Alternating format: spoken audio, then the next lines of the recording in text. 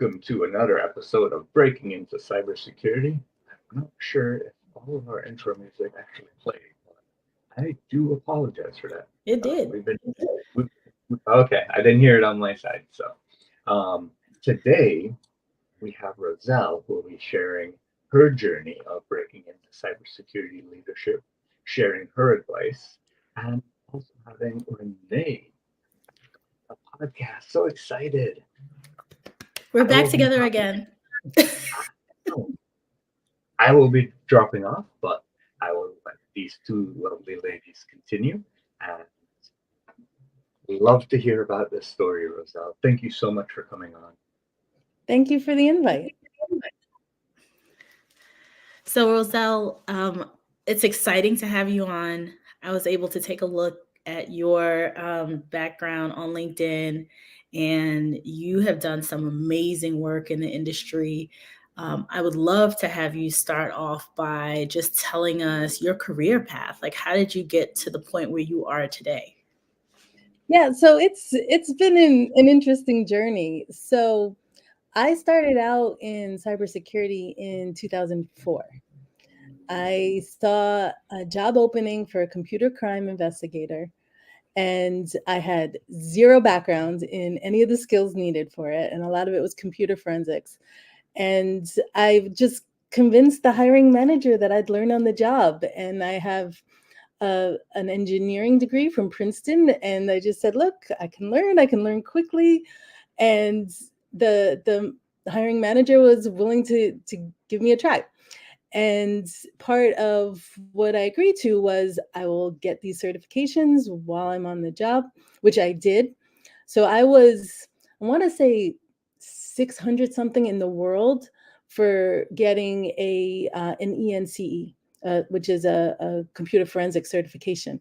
So I was on that early. I had my CISSP in, I don't know, 2005, 2006. And so once I had those credentials, that helped with getting jobs in the future.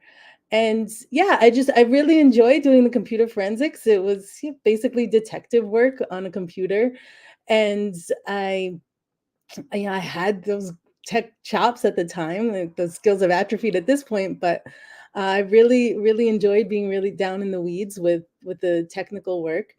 And I did computer forensics in a couple different places, and eventually moved to the Department of Homeland Security in the division that was then called US CERT. Now it's CISA. And there I was leading malware and forensic analysis teams. I was also the product owner for a threat intelligence platform that we built internally. And this was before that term was even coined in the industry. I just had this crazy idea that all of the analysis that the different teams were doing should be in one spot so we could correlate. And I was able to bring it from my crazy idea to a product that was being used by the analysts internally and about 50 departments and agencies. And so that was a great experience in learning how to bring a product concept into fruition. And then from there, I moved to the Executive Office of the President. And this was during the Obama administration. And that was an amazing opportunity. So I was always trying to look at the strategic picture of how we could improve, how we could optimize. But I was never too far from what was happening on the tactical level. And during the government shutdown, I actually had to go back to doing analysis work on the night shift, no less, because half my team was furloughed. So that was a fantastic experience, nerve-wracking, and we were 24/7. I was always checking in on the night shift when I wasn't working on it. But all of those years of being on the operational side of cybersecurity gave me a great understanding of what was working, what wasn't, where there were technology gaps. And that's what prompted me to switch gears to becoming an entrepreneur, because I said, hey, there is a technology gap. I'm going to fill it. And I already had the experience from the Department of Homeland Security of taking a concept and bringing it to a working product. And so I brought that knowledge base with me when I switched to becoming an entrepreneur. And my first startup was called Uplevel Security. I was a co-founder and the original CEO. That company was in the space of basically combining threat intel platform, incident management, and early SOAR capabilities all under one roof. And if you look at how the industry has evolved, all the players in that space have that three-pronged diagram. But I had that in my deck in 2014.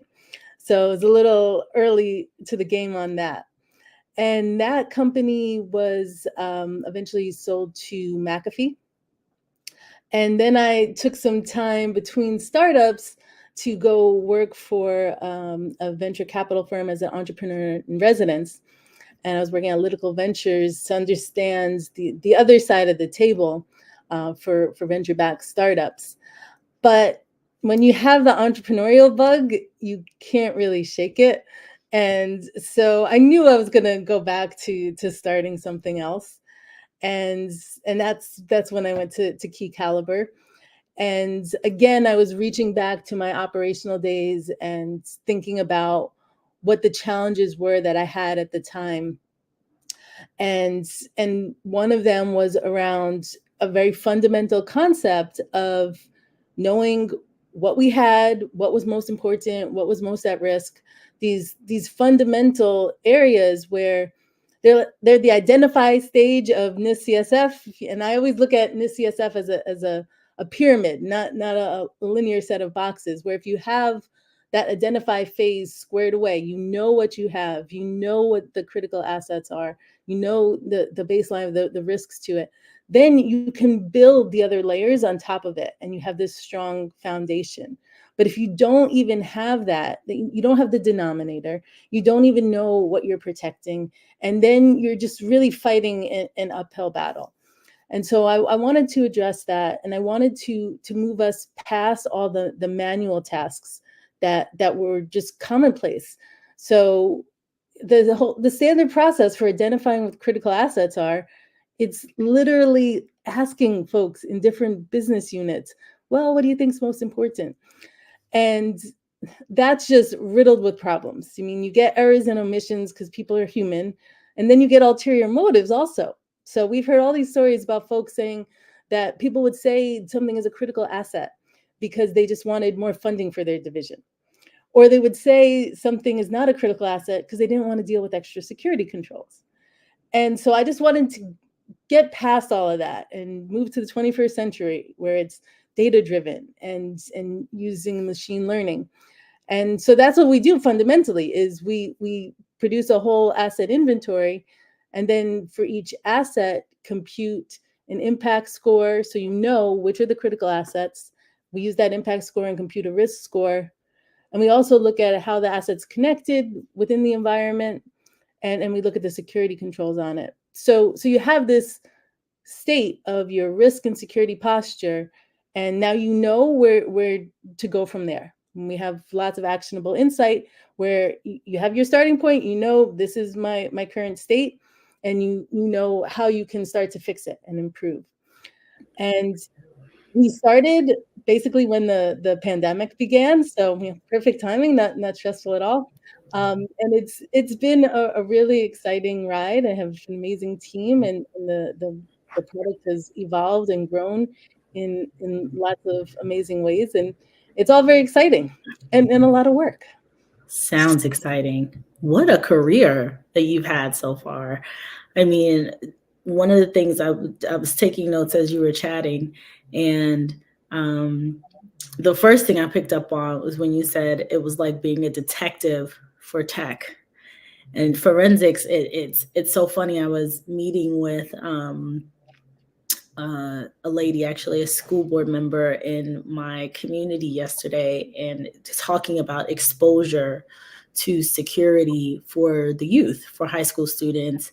And, we started talking about AI and security and how there's still this lack of exposure and kids don't fully understand the career path, or that there is a career path or what it is. And so, the way you coined a detective for technology, I'm totally taking that. Totally using that one. Yeah. I'm taking that one. And then, so my first question is, I have a lot of questions in regards to leadership, but I'm so fascinated by your career. When you were at the executive office of the president, like, what was your responsibility? How did that work? Did you have a team? What were you responsible for there? Yeah, so we had a 24/7 team, and we were responsible for defending the network used by the White House and the rest of the agency. And so, when you said, I'm sorry, go ahead. I was just going to say, as you can imagine, there's lots going on in that type of an environment, and it's a high stakes environment for sure. Of course. So when you said you had to go back to being an analyst, being up at night 24/7, was it in that capacity when you were in that role?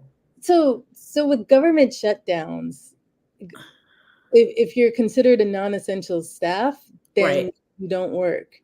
Right. And so many members of my team, who I thought were absolutely essential, were furloughed. And so in that case, we still had alerts come in. We still had daily security operations that needed to be handled. And with the analysts furloughed, it had to be done by somebody. Yeah. Wow. So you pinch in where you need to make sure you get the job done. But you couldn't just let it just sit. Right. That shutdown lasted about 3 weeks. Over 3 weeks. So you couldn't just sit there and wait. Okay, just let this pile up and let a potential attack just fester. It's not an option. Just not an option. Yeah. Absolutely. So I am going to pivot a little bit more into, becoming a leader and becoming, in your case, an entrepreneur. And I totally get when you said, I see the problem. I want to solve this problem. And then you got the bug. It's like, I want to solve the next problem. So I get it. What made you say, I'm not going to solve the problem or try to solve it from within, that I'm going to, go out and try to solve it on the outside, like create a company, become a product, or create a product to solve the problem? Yeah, it's a good question. So I saw it as a problem that we had, but we weren't the only ones who had it. Mm-hmm. And I knew it was an industry-wide issue. So one of the beauties of working for the Department of Homeland Security in what was then US CERT, now CISA, is you have this perch where you see what's happening throughout government, throughout critical infrastructure. And so I had an understanding of what was a challenge across the board. And on top of that, when I was at the executive office of the president, I was having tons of conversations, because my first attempt was, all right, we have this problem. Let me talk to my peers and see what solution they're using to solve it. And I was getting a lot of answers that were like in the same boat of what we were doing and what we were struggling with. And so I knew that it was something that is beyond just the walls of our environment. And that's why I decided, this is a real problem the industry has. And the reality is I'm a mission-driven founder. And I've been in cybersecurity for 20 years because I believe very strongly in the mission. And so when I saw this industry-wide issue, I just had the audacity to say, okay, now this needs to be solved. I'm going to solve it. Right. And so, and it all progressed from there. But I knew that it was beyond just a problem that we were having. We weren't unique to it. Right. Now, when you were in the roles that you were in, working at what's now CISA and the other roles prior, it looks like you became, you continue with continuous growth. So you went from like an individual contributor, an analyst, and even talking about your experience where the analysts or the non-essential workers, that reported to you were unavailable, and then you had to jump in. So what made you pivot or go from, individual contributor to leader, like when you stepped into that first leadership role? Yeah, so that really happened at Department of Homeland Security, and I distinctly remember the point in time where I basically had to make the decision: was I going to go down more of a managerial path, or was I going to just double down on the technical path? Mm-hmm. And it was a tough decision. It was really a tough decision because I enjoyed doing the technical work, and I have a technical brain. And when you're doing technical work, you're fighting with your software and your hardware. You're not fighting with people. And that's very different. Because at the end of the day, you could turn the computer off and on again, and half the time the problem goes away. Not that way with people. Not at all. And so it was a challenging decision because I knew that I would lose my technical skills, but the upside of it to me was I'd have more impact on the vision and on the strategy and on the long-term value that could be provided. And that was really what just tipped the scale in favor of going down the managerial road. What would you say to folks that are sitting right there in that moment? Like, with you making a decision saying, okay, I want to be more of the visionary, I want to do this. Like, were there things that you asked yourself when you were going through that process, that pivotal moment? Because there are some people who say, nope, I want to stay, I'll be the principal engineer, the principal architect, like go down that really, really technical path and just play with the technology. Stay away from the human problems, stick with the technology problems. Yeah, it's very different. It's very different. And I would say, it all comes down to your values, what and your interests and your strengths, and whether you want to play to your strengths or maybe develop new skills. If the people side of it is not your forte, and it's different for everybody because you internally know your value system and what is most important to you. And I certainly know lots of really talented people that well into their career, no thought of being a manager. Just love being an individual contributor where they can just be heads down, get in as technical as they want, nerding out all day, and they love it. And I get that. I mean, I was almost at that point, the point of making that decision. So I completely get it. But then the other side of it, there are people that they want to start to be able to influence change within the organization, and it can sometimes be done as an individual contributor, but it's certainly more challenging. Yeah. And so it really comes down to personal preference. You talked about influence. How important would you consider influence as a skill, and why? Yeah, that's a great question. I think it never hurts. As someone who definitely would not consider it a strength, I think you can still manage without it.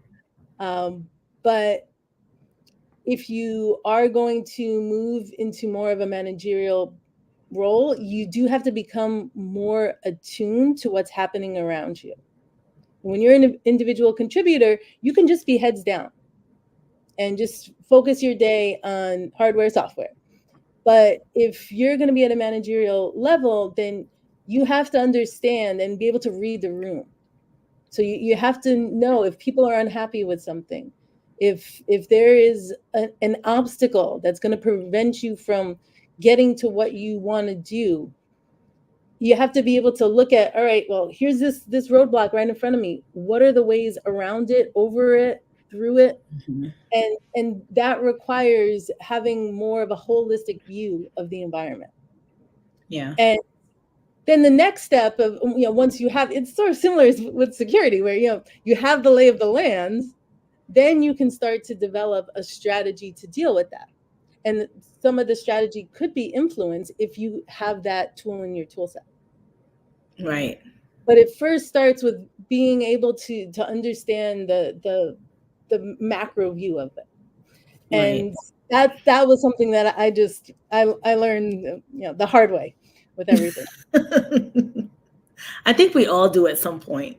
I mean, individual contributor or not, right? Some of the things that you talked about in terms of influence, because a lot of times, even as an individual contributor, you have to influence without authority.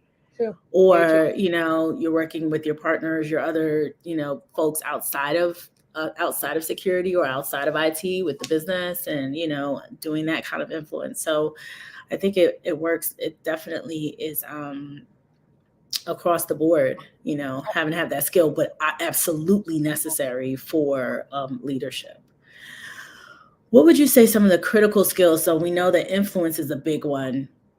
Any other critical skills that people would be looking for? What do you think that a leader should have? Like you started, I think what's awesome about your background is not only did you lead within huge government organizations, but then stepped over to entrepreneurship. So you saw the combination of leading like the big team, the government in the government space, and then pivot over to startup world, which I know is almost like night and day when it comes to how fast you're moving. Well, you know what? You were at the White House, so that was pretty fast. But like, the different red tape, so to speak, that you would have on one end that, you can pretty much do whatever you want, more or less, right? As an entrepreneur. So I'm curious about the different skills that you would say you would need as an entrepreneurial leader versus even like a leader in a more corporate, stable, so to speak, or setting. Yeah, you're right. It is night and day in many ways. Totally different. I mean, with being an entrepreneur, one of the most critical traits is resilience, because there is just something bad happening all the time. Yeah. All the time. And the number of obstacles that are thrown in front of you just is endless. Absolutely endless. So being resilient, being thick-skinned and able to deal with rejection, that's absolutely essential, because it's happening all the time. When you're talking to investors, when you're talking to customers, when you're talking to employees that you want to hire, there's just constant rejection. And then there's always this tenuous situation of something looks great. It looks like it's going to come through. And then at the last minute, it doesn't. And that can have such an impact on your direction, depending on how big it was and how badly it doesn't come through. So I would say that's really number one trait is resilience and optimism that you're going to get through it. And just also confidence in yourself. Mm-hmm. Because you're going to hear a million people telling you there's no chance. And they'll tell you in all sorts of ways, some very subtly and some very directly. But the message is the same.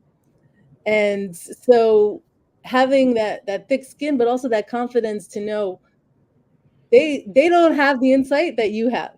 And this still has legs despite all of the people that are the naysayers. Right.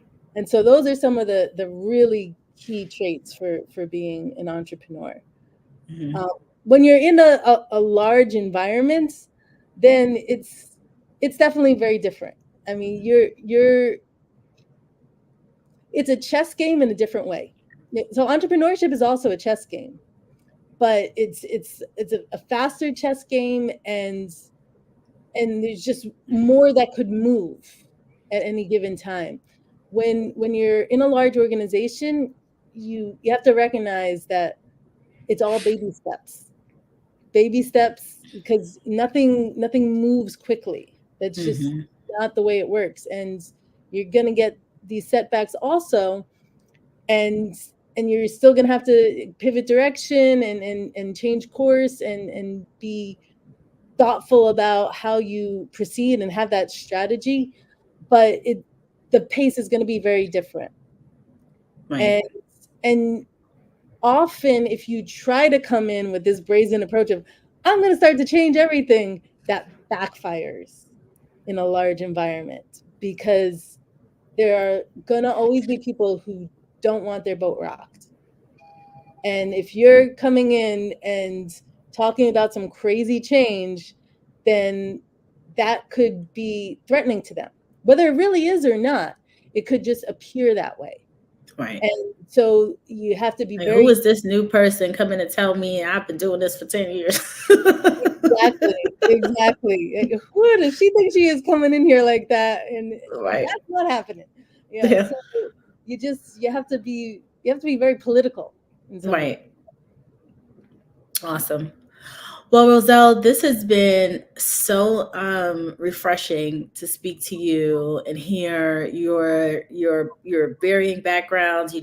Where you've the how you got into cybersecurity, where you started, and where you are right now, and the current position in the current company you're in now. That you co-founded this one too, right? Or you're the founder. Solo founder on this one. Solo founder. So awesome. Even better, right? Do it by yourself. I love it. So we would love to have you potentially come back if you were willing to. But would love to, wrap up. And if you have any final thoughts that you'd like to say before we close out, that would be great. I would say to anyone who wants to get into the industry, just start applying for jobs. Be strategic about making sure that your resume matches the description for the job, but just start applying. I know lots of folks that feel, oh, I need to have a master's degree, or I need to do this, I need to do that before I could start even applying. Just apply now. Like, don't be the one to reject yourself. Let someone else reject you.